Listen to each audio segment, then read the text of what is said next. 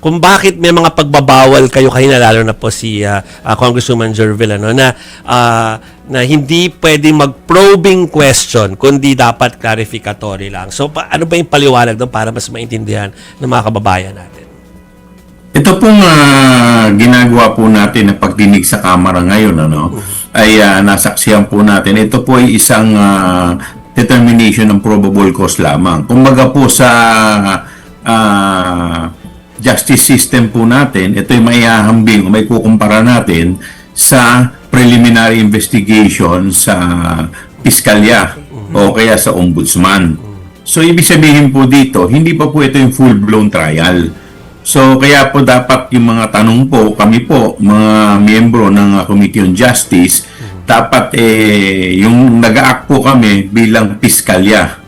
So, yung mga tanong po namin dapat dun lamang sa kung ano po yung nakasaad sa sinumpaang salaysay or sa supplemental affidavit na isinumite ng mga resource person po namin. Kaya yun po kanina ay nangyari. Kaya puro mga clarificatory questions lamang yung mga tanong. Dahil pagka lumagpos po tayo dito, para na po itong trial. Yeah. So, yung di naman follow-up, pero parang kaugnay po nito, Kong Joel, ano, yung tukol sa pagtatanong kanina ni Congressman Marcoleta.